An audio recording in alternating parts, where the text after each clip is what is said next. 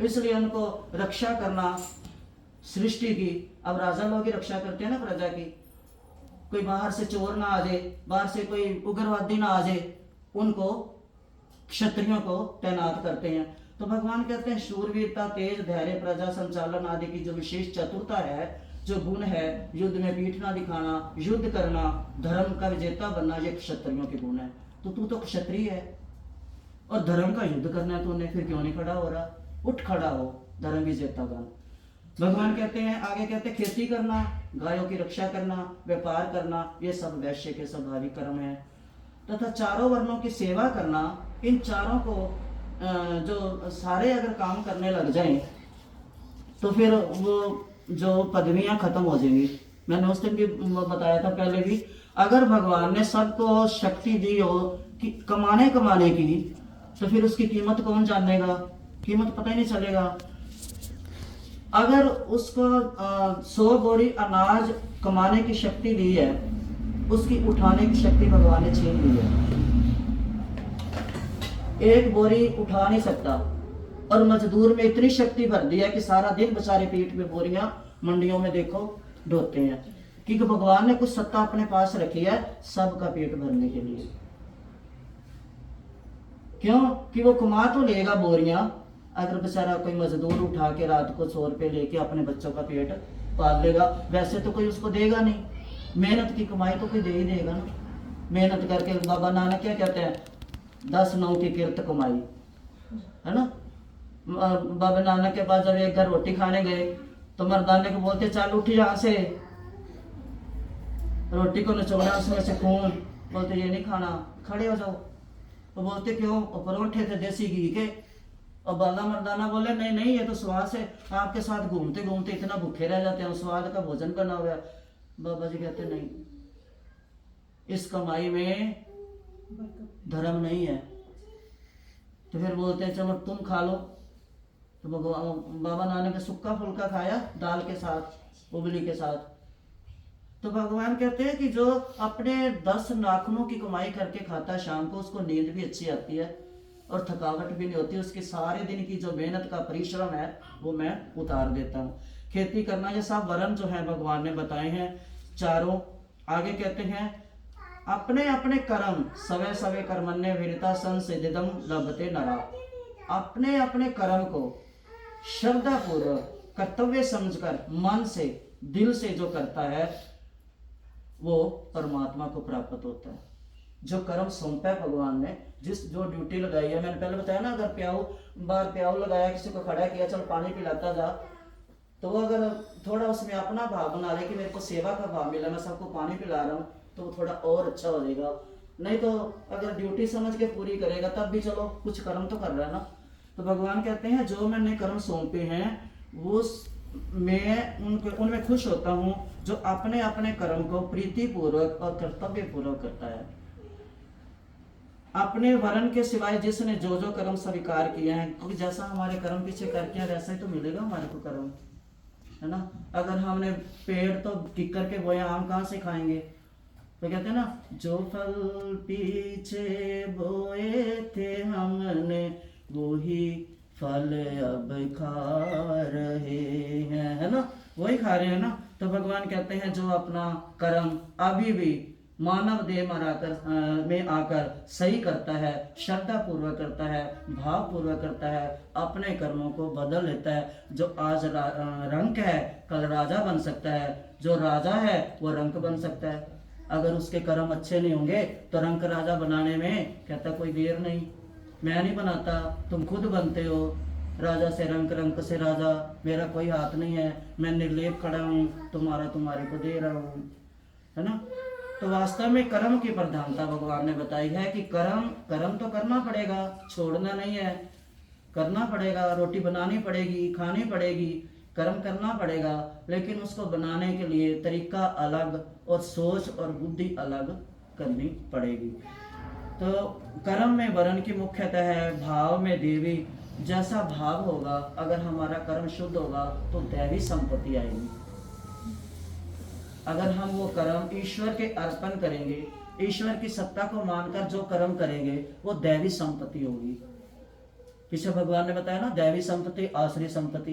आज फिर भगवान को पिछला थोड़ा थोड़ा याद करा रहे हैं अर्जुन को कि दैवी संपत्ति बनेगी और जो हम कर्म तामसी करेंगे वो आसुरी संपत्ति बनेगी।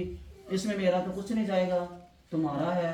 तुमने जो इकट्ठा करना है, अगर बाजार जा रहे हो ये तो तुम्हारी चॉइस है, मैंने तुम्हारे को लक्ष्मी दे के भेजा पर्स में, ये तुमने सोचना क्या खरीदना है।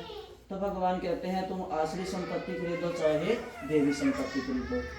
यदि साधक भोग भोगने के कारण विहत कर्म कठिन प्रतीत होता है, वो लगता तो कठिन है, भगवान ने हमारे को जो बताया होगा, जो हमारा कर्म है सनातनी कर्म कि दिया बत्ती करनी है, भोग बनाना है भगवान को, भोग मूर्ति को स्नान कराना है, पूजा, थोड़ा टाइम तो लगता है, कठिन लगता है, लेकिन हमारा धर्म है, अगर उसको धर्म मान के करेंगे तो आसान लगेगा, वो मुश्किल नहीं लगेगा।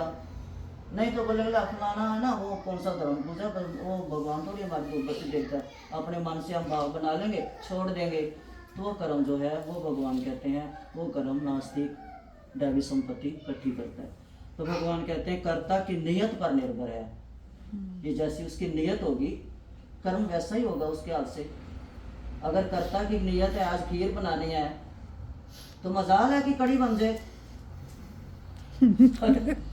नहीं, अगर उसकी नियत में, उसके दिल में भरा भाव कि आज खीर बनानी है, तो कौन सी ताकत है कि उसकी कड़ी बना दे, क्योंकि उसने निश्चय कर लिया है कि आज कड़ी ही बनानी है या खीर ही बनानी है। तो ऐसे भगवान कहते हैं जिसकी नियत जैसी है, जो अपनी नियत को देखकर भाव को देखकर बनाता है तो गलत हो ही नहीं सकता, है ना। आगे कहते हैं जिसकी बुद्धि सब जगह सीखता है, मैं ये भी कर लूँ वो भी कर लूँ, वो ना वो होता है ना वो होता है ना वो होता है।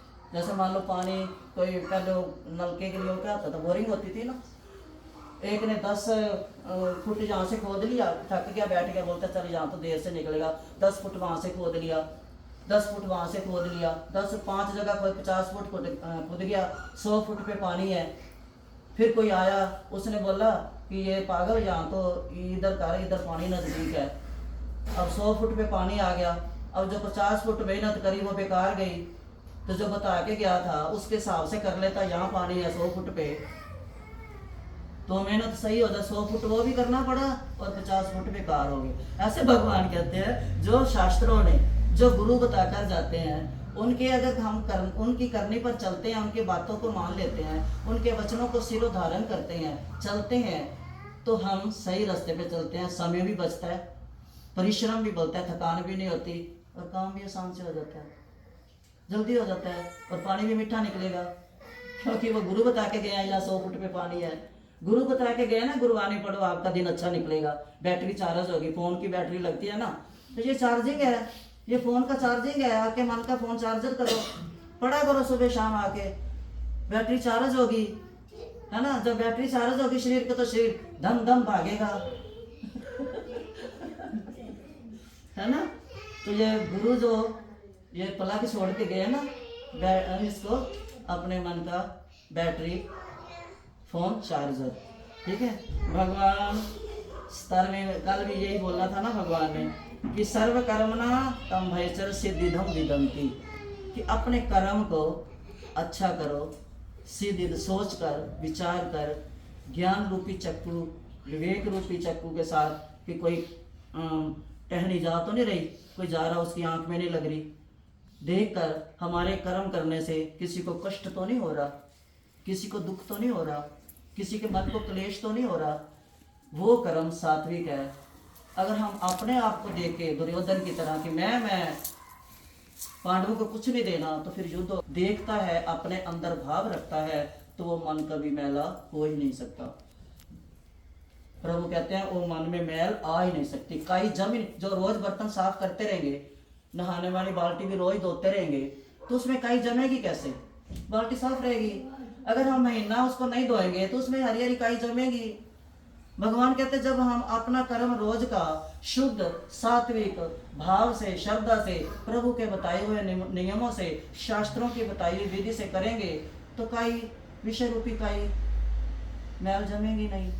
आसान तरीका भगवान कहते, ये बिल्कुल आसान है। जैसे बच्चा छुट्टियां हुई हैं, बहुत होमवर्क मिला है ना, आप हमारे बचे हुए समय को भगवान के अर्पण किए हुए कर्मों में लगाना।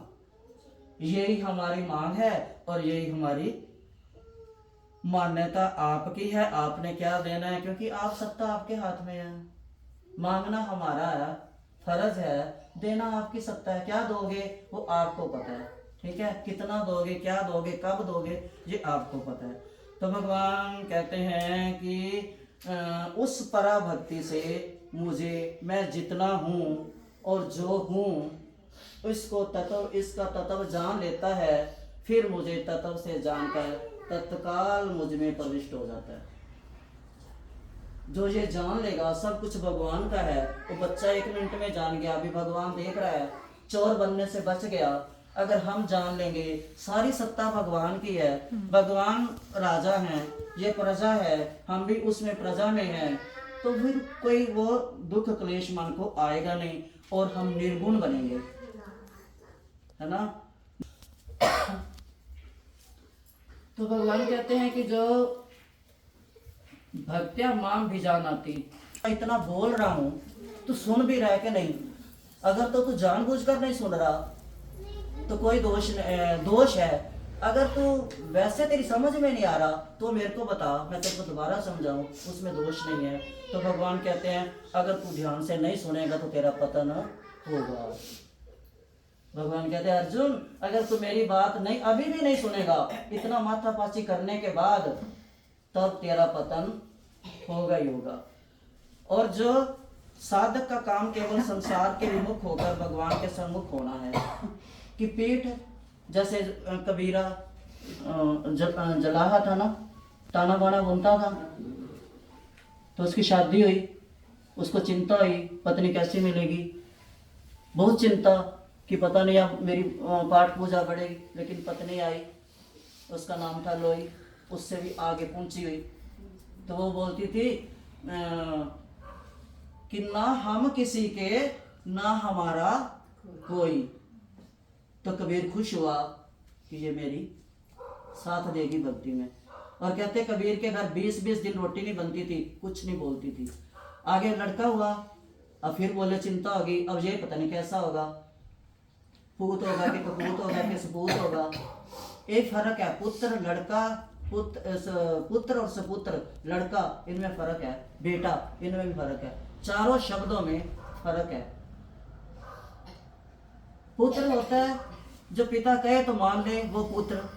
सपुत्र होता है पिता के भाव जान ले कि मेरे पिता को ये चाहिए, भीष्म पितामह की तरह।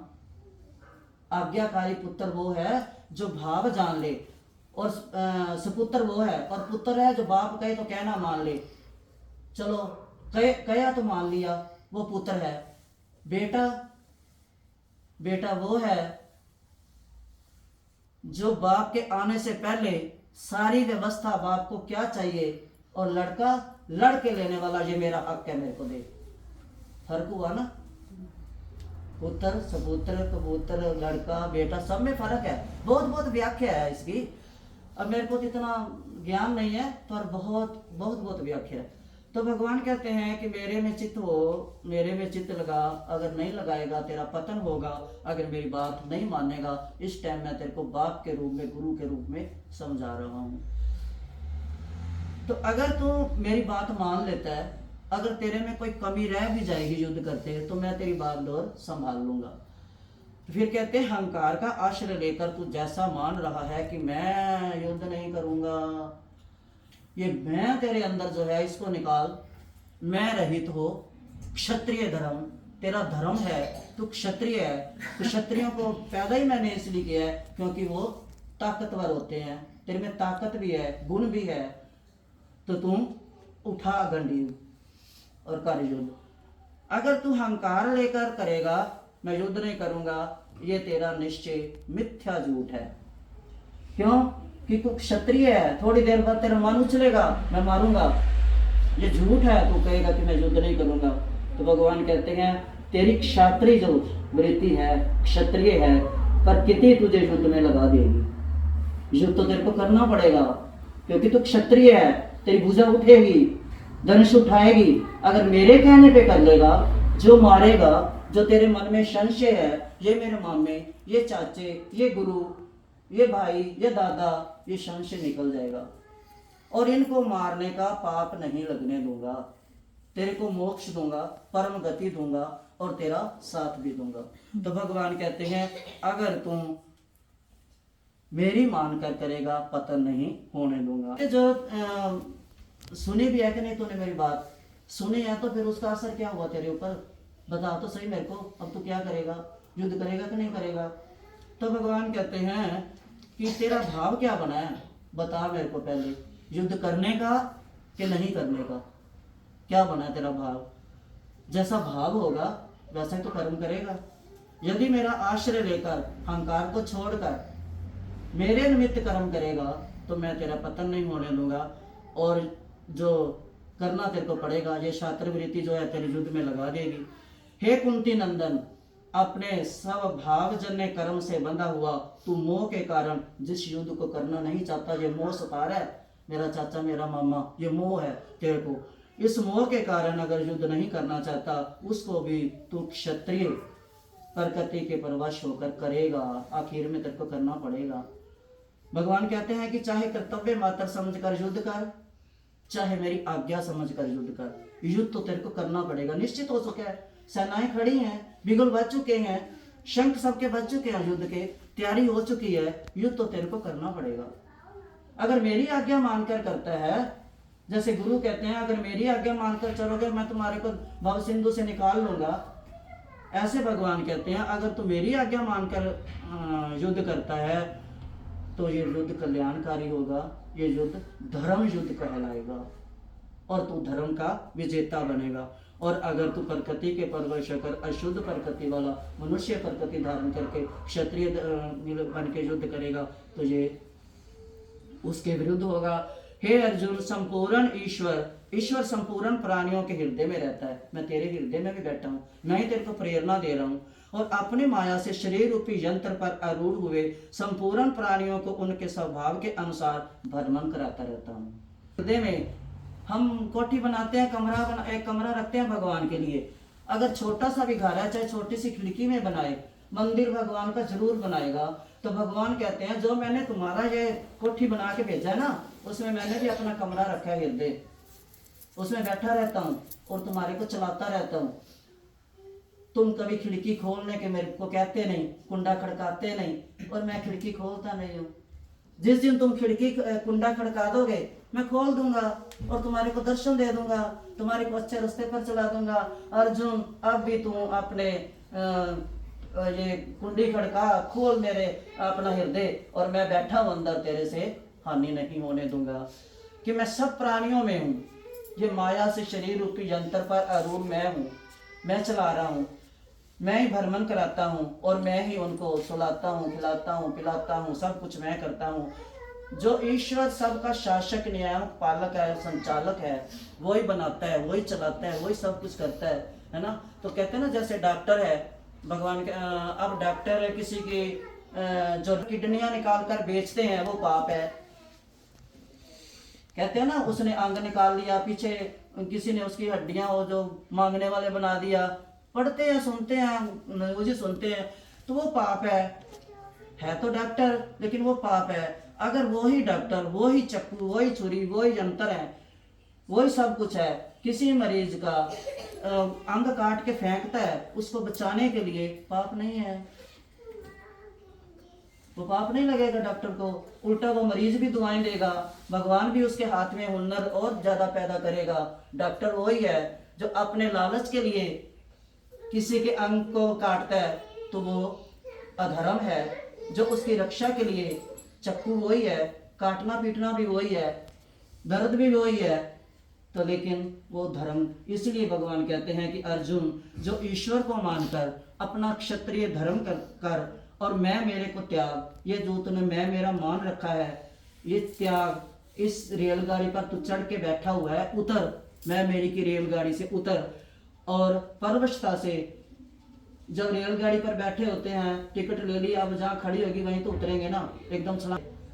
लेकिन ईश्वर के परायण हो जा और अपनी इंद्रियों को वश में कर, सबके हृदय में अंतर्यामी जो बैठा है अपने हृदय में जान और सबके स्थित जो ईश्वर है वो भगवान जो श्री कृष्ण है, उस हृदय अंतर्यामी रूप से स्थित ईश्वर है, वो ही गीता तेरे को सुना रहा है।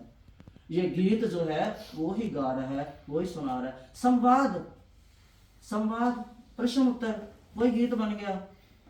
अब कभी ये शिव गीता पढ़ो, शिव और राम का संवाद सुनो, आहा क्या अष्टावक्र गीता।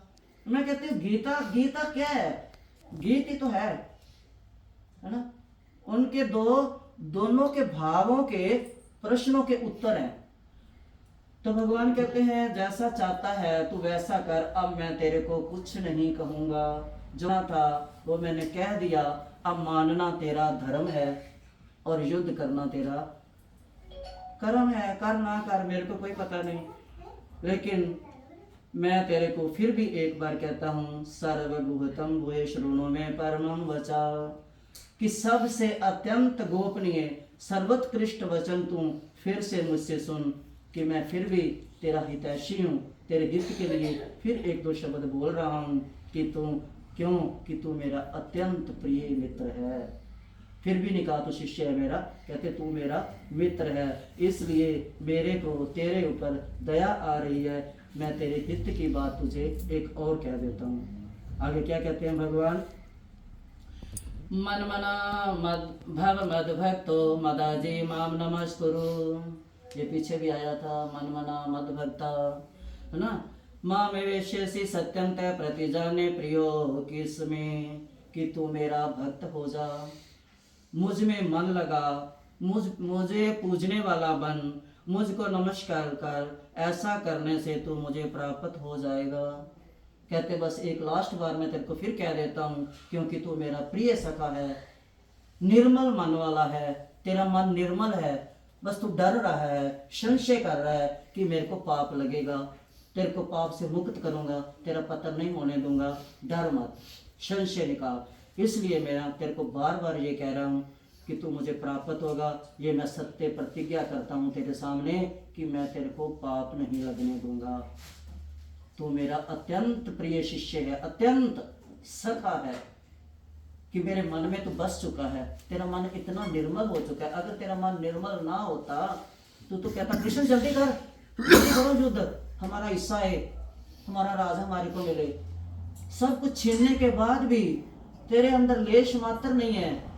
तू कहता है मैं क्या करूंगा राजा इनको मारकर, तेरे में लोभ नहीं है, तेरा मन इतना निर्मल हो चुका है, बस डर रहा है तू पाप लगेगा, ये मेरे हैं, इनको मारकर संशय निकाल दे। इसीलिए मैं तेरे पीछे पड़ा हूं। तेरे को लोभ नहीं है, लालच नहीं है, तू मारने से डर रहा है कि मैं अपनों को मारकर क्यों राज चाहूं, मैं भिक्षा मांगकर खा लूंगा, मेरे को किसी कुछ नहीं चाहिए। तो फिर मैं तेरे को इसलिए कह रहा हूं कि तू मुझ में मन लगा, मद भक्तो मेरा भक्त बन, मन मना भाव मुझ में मन लगा। मद्दा जी माँ नमस्कार और मुझे नमस्कार कर, माँ वेश्यसी सत्यम तय प्रतिजाने प्रिय, सत्य जानकर मैं तेरे सामने प्रतिज्ञा करता हूँ कि तेरा पतन नहीं होने दूंगा। भगवान का आश्रय लेना, भगवान के देखो कितना अर्जुन किस्मत वाला है, जिसकी सारथी बनकर युद्ध करवा रहे हैं, है ना। कितना किस्मत वाला अर्जुन है।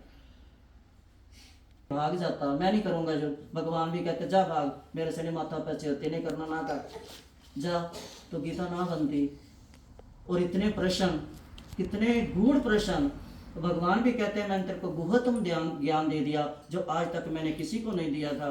अब तेरा आगे है कि अब मैं, तू ये सोच अपने मन में कि मैं भगवान का हूं। अर्जुन के साथ साथ हम भी सब बोलेंगे कि हम भगवान के हैं, भगवान हमारा है, और जो कुछ भी है ये सब भगवान का है, भगवान का आश्रय है। ये जो भगवान का कहकर स्वीकार कर लेना, सबका आश्रय पदार्थ, जो पदार्थ क्रिया केवल दूसरों की सेवा करना, स्वीकार कर का आश्रय लेना, और अंदर दोष पैदा होंगे, वो बेचारा और गलत रास्ते चलेगा और अपना एक कर्म गंदा कर लेगा। ये इदम तु परमम गुहु मद भक्ते शिव से भक्ति मय परा कृत्वा मामे वैश्यत संशय, मुझ में परा भक्ति करके जो इस परम गोपनीय संवाद गीता ग्रंथ को भगवान और भगत के प्रश्न उत्तरों को भक्ति से सुनेगा वह मुझे प्राप्त होगा, इसमें कोई संदेह नहीं है। भगवान खुद अर्जुन को कह रहे हैं कि इसमें कोई संदेह नहीं है कि वो मुझे प्राप्त ना हो और उसका मोक्ष ना हो। और जो इस गीता का प्रचार करेगा, ना चाहे तस्मान्य मनुष्य कश्मीर चाहे प्रिय केतम भाविता ना चाहे में तस्माधन्य प्रिय तरो भूवि, उसके समान मेरा अत्यंत प्रिय करने वाला मनुष्य कोई भी नहीं होगा। जिसको चाह होगी सुनने की, उसको सुनाने से जो पुण्य मिलेगा, जो आनंद मिलेगा, उससे ज्यादा कहते कोई आनंद हो ही नहीं सकता। जिसका एकमात्र कहते इस पूरे ब्रह्मंडल में उसके समान दूसरा कोई मेरे को नहीं होगा, प्रिय कोई प्रिय नहीं होगा। अदृश्यते चय इमं धर्मे संवाद माव्यो ज्ञान गेहे तेना इमिष्टम सहमेति मेमति। जो मनुष्य हम दोनों के, ये जो हम दोनों ने प्रश्न उत्तर किए हैं, हम दोनों के इस धर्ममय संवाद का अध्ययन करेगा, रोज एक श्लोक पढ़ेगा, एक अध्याय पढ़ेगा, उसके द्वारा मैं भी ज्ञान यज्ञ से पूजित होऊंगा, ऐसा मेरा मत है। मैं सोचूंगा कोई हवन कर रहा है, उसमें शुद्ध हुतियां डल रही हैं, हवन यज्ञ हो रहा है, जो एक एक श्लोक पढ़ेगा, मैं हुती के समान जैसे यज्ञ में हुतियां लेता हूँ ऐसे उसको स्वीकार करूंगा। भगवान कहते हैं उस यज्ञ में तो द्रव्य इकट्ठे करने पड़ते हैं, सामग्री लानी पड़ती है, लकड़ियां लानी पड़ती हैं, पात्र लाना पड़ता है, और इस यज्ञ में कुछ भी लाना नहीं पड़ेगा। ये यज्ञ में परिश्रम नहीं करना पड़ेगा और एक एक बूटी मैं लूंगा। कितना सरल तरीका भगवान कह रहे हैं। फिर आगे कह रहे हैं श्रद्धावान सोयच श्रोणो यद्यपि नो यो नरा सोयपि मुक्ता शुभालोकान प्राप्नुत आत्म पुण्य कर्मणाम। श्रद्धावान, जो श्रद्धावान हो, जिनकी श्रद्धा दृढ़ हो, जो दोष दृष्टि हो, जिनकी दृष्टि में दोष ना हो, जो कुछ बुरा ना देखें, जो मनुष्य गीता ग्रंथ को सुन भी लेगा वह भी शरीर छूटने पर पुण्य कारणों के शुभ लोकों को प्राप्त हो जाएगा। अब क्यों कहते हैं मर रहा है इसकी जान नहीं निकले, गीता सुना दो। जितने बैठे हो आप याद करो, आपके दादा परदादा नाना नानी किसी ना किसी ने गीता जरूर पढ़ी होगी, नहीं तो मुसीबत के मारे मरने के टाइम जरूर किसी से मांग के सुनाई हो। जो गीता उसके घर से ले इसको सुना दो। अगर वो गीता इतनी शुद्ध है, मरते मरते प्राणी को मोक्ष दे सकती है, उसका उद्धार कर सकती है, तो जीते जी हम खुद पढ़ लें। वो तो पता नहीं सुना जाएगा कि नहीं सुना जाएगा, उस टाइम तो प्राण संकट में होते हैं, कोई अक्षर पढ़ेगा कि नहीं पढ़ेगा। उसने अपना धर्म कर दिया, सुना दी, हमने सुनी नहीं सुनी, हमारे कान में गई नहीं गई, तो उससे अच्छा हम जीते जी इसको एक बार पढ़ लें, मन से, अपनी आंखों से, हाथों में लेकर, तो शायद हमारा भी कल्याण हो जाए। भगवान कहते हैं गीता की बातों को जैसा सुन ले उसके प्रत्यक्ष से बढ़कर पूजा भाव सहित वैसा ही मानने वाला हो जाए, श्रद्धावान हो जाए, उन बातों में कहीं भी किसी भी विषय में किंच मात्र भी कभी ना देखने वाले का अनुसय, ऐसा श्रद्धावान तथा दोष दृष्टि से रहित मनुष्य गीता को केवल सुन भी ले वह भी शरीर छूटने पर पुण्य कार्य को प्राप्त हो जाता है।